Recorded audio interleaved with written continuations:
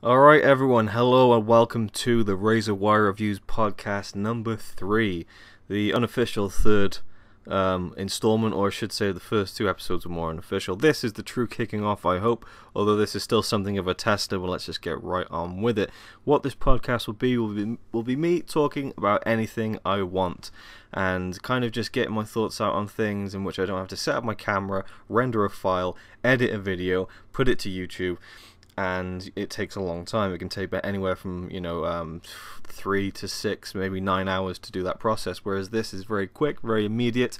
I can post this MP3 file, a link to it, on my WordPress page, and I can also put this on YouTube in a much quicker fashion than I would a normal video. So what am I going to be talking about in this podcast? I'll be talking about me, I'll be talking about movies, about wrestling, about video games, everything in between, and yeah, that's basically it. There's not going to be too much variation in this. Well, there might be, I guess. I mean, we'll see what happens. It could go anywhere it wants. I'm open to have guests on this. I'm open to be talking to other people or to be playing different things. I mean, there's so many ways I could go with this, and I want to be as free as possible to do what I want. And I can, because there's probably not going to be that many people listening, so that's cool. But it is currently the 5th of February 2014, and we'll start off with a little bit about me, what's going on with me personally right now, which I don't talk about too much on YouTube anymore. I did have a vlog channel.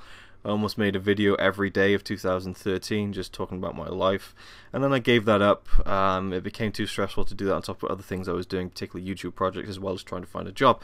Now I'm here in Norway. I'm living here with my fiance, my beautiful fiance Connie, and I'm trying to find a job. As Stone Cold Steve Austin would say, I'm trying to be a working man, and it's not going very well because I don't speak Norwegian fluently. I'm working on that every day, trying to learn a little bit more Norwegian. I took a course back in September. It's a very hard language, and I've never been good at learning languages anyway, so it's very tough. But I am trying to do the best that I can, and hopefully I can get a job here very soon, because it is putting a bit of a strain on the way we live, that I can't provide money to our household, I guess you could say. I mean, that's what it is now. I can't believe I've grown up and I'm living on my own, not just down the road from my mum or my dad, but actually 1,000 miles away. It's very strange. It is the scariest thing I've ever done, but it's kind of normality now. I moved here a year ago, although I had a brief period where I went back to the UK for 2 months in the summer of last year, but for all intents and purposes I've been here for pretty much a year now, and again, still trying to find a job. It's proven very difficult, but I'm hoping that things will get easier the more I pick up the language. In March we're hoping to go to, well, we are going to America. We got a big trip planned, and I'm probably going to talk about that in another podcast and tell you all about the trip, because there's a lot to kind of talk about. I mean, we're not just going to one place in America, we're going to many different places. We're going to New York, Rochester, Philadelphia, Washington DC, North Carolina, Georgia, Florida, Alabama, Louisiana, and probably a few other states in between we'll be passing through. And the goal of that is to go to WrestleMania 30 in New Orleans in April. So we'll be there for a few weeks. Almost everything is paid up now. It's just a few things left we have to kind of deal with. Although Connie is paying for most of it because I don't have the money right now, but obviously I'll pay that back at some point in the future. So I'm very grateful that she's doing this, because it is a dream of mine to go to WrestleMania ever since I was a fan of wrestling. But luckily she is also a fan of wrestling. She loves wrestling. Not as much as me, but she's very excited about it too. It's not a one-sided thing. And as much as me, she really wants to kind of go to these big places in America too, like New York and Washington, Philadelphia, etc. I guess I'm already talking about this trip now. I don't need to do a whole other podcast on it, but there you go. So for me, it still feels like it's not going to happen, just because, not everything is kind of done yet. And because I'm so kind of, it just feels surreal to me that I'll be going to America. I've never been before, technically. I did go to Puerto Rico, which I believe the last time I checked, which was about 10 years ago, so it could have changed now, but that Puerto Rico was a part of America. Alright, it was going so well, but I had to kind of cut it up there and actually go and look and find out if Puerto Rico was in fact a part of the United States. It is in fact an unincorporated territory of the United States, which means that it is an area that's controlled by the government of the US, where fundamental rights apply as a matter of law, but other constitutional rights are not available. I still don't know what that means, but yeah, I've never really been to America, and so it's still that kind of the land of the movies, where I just feel like it's just an impossibility to ever be there. I'm sure that'll change as soon as I set foot there and realize it's just like every other place in the world, but it's just one of those things where you kind of romanticize a place that you've never been to before, specifically other countries. I think when you go abroad, I mean, here in Norway, you know, is very normal to me now, but it seemed like such a fantasy land almost before I came here, you know, of snow and all that different culture and everything, and it still is very different now living here, but obviously over time, again, normality creeps in. But yeah, I'm really looking forward to that. So there's some personal stuff out of the way, you know. As far as what I'm doing on the internet, you know, I run my YouTube channel, RazorwireReviews, which you might be listening to this on. More than likely you are. Or you could have downloaded this from the RazorwireReviews WordPress page, which I'm trying to resurrect now and kind of incorporate movies and wrestling into my writing in terms of written reviews and, yeah, well, just written reviews really and other fun stuff. So basically, that's the mission statement for this. You know, it's going to be a bit of personal stuff, bit of wrestling, bit of movies. Now, because I feel like my not my fan base, but my the people who follow me on YouTube and Twitter and that sort of thing, people who I don't know personally per se, or my Facebook page, my RazorwireReviews Facebook page, I have that as well. People who follow me there are mainly, I think, or most of them, a large percentage of them are following me because of movies, my thoughts on movies, my reviews on movies, and things like that. So I'm going to talk about movies in kind of, I guess, the second segment of this podcast. I'll probably do a little bit of personal stuff at the beginning, then onto movies, and then the final segment will be about wrestling, because I feel like there's less people who want to hear me talk wrestling than there is movies. So I can leave the wrestling till the end, and if you're not interested in the wrestling, then you can just stop the podcast after the movie stuff. If you like wrestling, you can just skip forward, or you can listen to this stuff, you can do whatever you want. But that'll be the format: personal, movies, wrestling. So, movies. What can I talk about in movies right now? I mean, I did a few movie podcasts called Movie Talk. They're still on my YouTube channel. I did one with Robbie Webster and Ryan Chataway from YouTube. I enjoyed those podcasts, but they didn't really take off, and I just kind of didn't have the energy or effort to keep it up every week, particularly with getting a new guest. I did record a third episode, but I couldn't use that, unfortunately. I've also done a couple of podcasts with Ryan Chataway for my Road to Episode 7 series, the second one of which has not been released yet. But yeah, I mean, it'd be cool to get guests for this podcast as well, and do like special podcasts which are maybe only movie related, or only wrestling related, or only personal related. I don't know, we'll see where it goes. Give me a feedback though if you are listening to this, and your thoughts on that. Another thing, if anyone wants to give me questions, I'll gladly answer them on this podcast. Now, you can send any questions you have for me to my Twitter page at RazorwireRyan. That's RazorwireRyan. Yes, bit of a mouthful, but RazorwireRyan is the online moniker I've been using for quite a while now, that I used back in my wrestling days, but that is another story. So, you can send me questions on Twitter, or you can leave a comment on the YouTube page if you're watching it on YouTube, or listening, I should say, and I'll gladly answer any questions anyone has every time I do one of these podcasts. So you can just give me a suggestion for something to talk about, or, you know, what you'd like to hear my thoughts on. So yeah, movies. I've been watching some great movies lately. I mean, I do a weekly series on YouTube called Friday Film Reviews, where I talk about all the films I watched that week. I'm going to retire that now. I've done it for about 3 months. And the enthusiasm from the subscribers has been kind of waning a little, so I'm going to do one more this week, actually, the 10th edition, and then I'll put that to bed, because I'm also using Letterboxd, which is a great website where you can keep track of all the movies you watch. You can share the movies that you watch with the people who follow you on that website, and you can write reviews if you want. You can specify the date you watched it, so it can become a handy little diary of all the films you've watched over a year-long period, or a month-long period, however long you want to kind of look at it. So that's a great website. I'm using that. And so, I don't know what my point was. Let me think about that. Yeah, I feel like doing the video, the Friday film reviews, is a bit like, 20 to 30, sometimes 40-minute long videos of multiple reviews are not that kind of interesting to some people. And so, yeah, I feel like just sticking to my written reviews is going to be a lot easier. I mean, you can read it in like 10 seconds and be done with it, and you can do it from a film-to-film basis. So I'll be sharing my letterboxd page with people on YouTube and all that kind of stuff all over the social media, and there'll be a link to it below this page as well, and on the WordPress page. So you can check out like my thoughts on all films, but every now and again I'll talk about one or two on this podcast, and the one I really want to talk about now is Metropolis. This is the 1927 science fiction epic from German-Austrian director Fritz Lang, who also famously directed M, among some other silent movies. Though M wasn't a silent movie, but most of his kind of classic films, Die Nibelungen and this one, Metropolis, were silent films.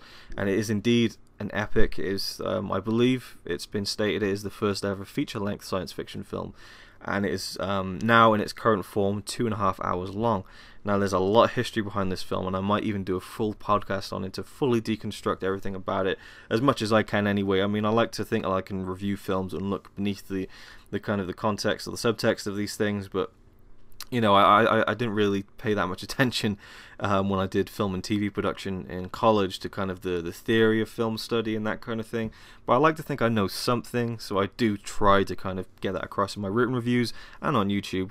And I might try and do something with Metropolis, because I think there's a lot to talk about that is very interesting to me about the film's history, like the actual film itself. It was only shown in its complete form once in Berlin in 1927 when it premiered, and then the film was sold to various different countries, and then the film was chopped up and edited down to like 90 minutes from the, I can't remember how long the original film was. It was nearly 3 hours, I think, maybe even longer.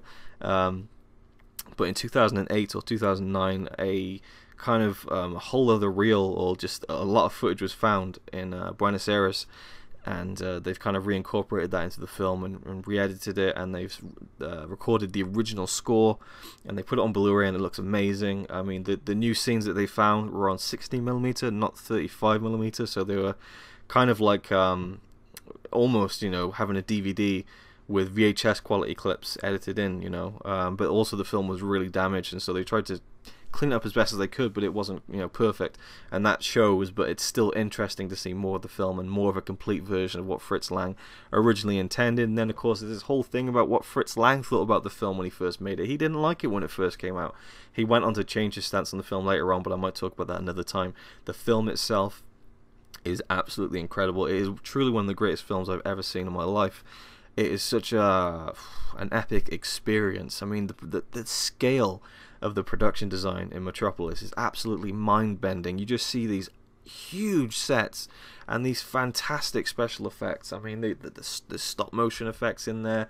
There are these kind of multiple exposure effects that would be difficult for people to pull off now with computers. Well, not difficult, but, you know, it would take a bit of time. Here's a guy who was doing it in camera. I mean, it is insane. I'd love to just show you a reel of all the special effects in Metropolis and just say to you, this was made like nearly 100 years ago. It's incredible. I mean, I'm sure there's probably gaps in the history there, but I really feel like Fritz Lang picked up where George Méliès left off with movies like A Trip to the Moon in terms of special effects achieved at such a primitive time in cinema, you know? I mean, the movies have advanced so much since then. But he was able to do and achieve so much with what he had, and just really push the boundaries. Just some phenomenal special effects. I love the story. You know, the acting is slightly over the top, which is befitting of the, you know, the era of film that is there. With the subtleties of acting have not quite been, I guess you could say, used that much. I mean, now it's very common to see a film with very subtle acting, but back then with no kind of sound, they had to kind of exaggerate things a bit. But I think it really works, and it's kind of just of its time and utterly brilliant. The score is just one of the best scores I've ever heard. And again, just the scope and imagination of Metropolis is just beautiful. An amazing film. I highly recommend any film fan to check out. And again, I might do an expanded podcast on that film because I think it's incredible. And there will be a review of this for yet another series I do on YouTube, but that's for another time. So there's a movie talk for you. Also, this week, the tragic news that Phillip Seymour Hoffman passed away. And now, you know, reports coming in saying that it was drugs and that he was found with a needle in his arm. I don't know if that's true or not. If it is true, then it's a very, very sad waste of a life, you know, and it's horrible that happened, but I'm not going to be one to sit here and cast judgment. It's just very terrible. And, you know, it always is terrible when people kind of get really upset about famous people dying. And, you know, then people chime in and say people die in Africa every day. Well, it is a little bit different. I have to kind of stand up for people who do feel upset about film, film actors and famous people dying. you kind of, especially people like Phillip Seymour Hoffman or Paul Walker, who died last year very tragically, you kind of grow up with them in a sense, and you see them in movies throughout the years. They're almost like friends that you don't really talk to, the people who you see so much that they're almost a part of your life. And so it is upsetting when they die, and I don't feel like people who get upset over these celebrities dying, I don't feel they're being insensitive to other people who die. They just, it's just the way that we perceive people, and it's very understandable. For me, I just thought it was very sad. Again, Phillip Seymour Hoffman, fantastic actor, one of the best. I haven't seen anywhere near as many films of his that other people have, and I haven't seen his best roles, but I've always enjoyed him in almost everything I've seen, particularly Catching Fire, which he was in last year. Apparently he filmed almost everything for the new Hunger Games movies, but had about 7 days left to complete his parts. So I think they will be keeping him in that film. It'll be interesting to see how it turns out, if they're able to kind of make it work. But really now it's just really sad for the family, the people involved and his kids. Very, very sad news to hear Phillip Seymour Hoffman's passing. So well, I'll leave that there. I mean, there's a lot of other movie stuff. I've seen some trailers recently for some films that look interesting, but I'll leave it on that note with Phillip Seymour Hoffman, rest in peace. Very tragic story. Now, finally, I want to keep these podcasts, maybe half an hour, 40 minutes, something like that. I'm willing to stretch it longer, excuse me, but I want to try and keep it as concise as possible. Wrestling. We're going to get onto wrestling here right at the end. So if you're tuning off now, thank you for listening, and again, leave me your comments, your questions, or your feedback for this. That'd be greatly appreciated. Wrestling. WrestleMania 30 just around the corner. It's very exciting stuff, but I'm very, very worried about it. There's a lot of concern for me over what the card is going to be at WrestleMania. Royal Rumble, I mean, I've talked about that on my YouTube channel. I did a live reactions video of the Royal Rumble. I did a video talking about my thoughts on the Daniel Bryan matter. And since then, things have progressed. Of course, CM Punk has left the WWE. There's a lot of things I could kind of get into here in depth. And maybe I will in another separate podcast. In fact, I think I'll do that. And just dedicate one to the whole CM Punk, Daniel Bryan, WrestleMania situation. My opinion is Punk will not be back. Maybe in the future, but he won't be back in time for WrestleMania. What annoyed me on Raw this week, and again, I'm not going to go into too much detail with anything, but on watching Raw this week, it was kind of annoying. We had Daniel Bryan versus Randy Orton in the main event. Great match. I mean, I feel like the crowd kind of got a bit quiet in that match, but it's to be expected in a match that's so methodical and brutal, and it was just a great match full of some really nice psychology, and just, again, it's rare to see a match with kind of body part focus psychology that is so quite as brutal. Like, this is one part where Orton kind of had Daniel Bryan in an arm lock and he was just bending his fingers back, just absolutely brutal, and things you don't see these days. And that's why I like Daniel Bryan. I've got to think he was a part of getting Orton to do that, just making it really kind of hard hitting, believable, and the kind of wrestling that I love. It was a great match, but throughout the match we would hear CM Punk chants. Now, I understand people are upset that Punk has left, but they have to understand that Punk left. He's the guy who walked out. WWE did not make him leave.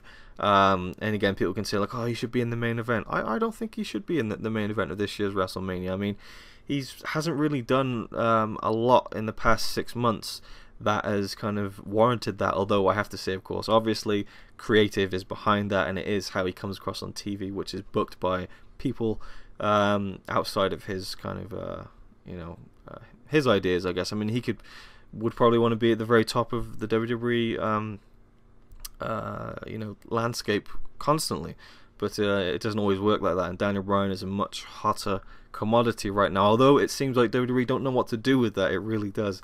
And I think all the things we've been seeing on TV over the past 2 weeks following the Royal Rumble, I feel it's been almost like WWE trolling us and kind of making us believe that Bryan is going to be featured heavily at WrestleMania. I feel like at best he'll get a match with Triple H, in which he will lose, I'm pretty sure. I don't think Triple H would put him over just yet. And at worst, again, I can see it happening where we're going to see Daniel Bryan versus Sheamus, which would be a good match, but not what he deserves.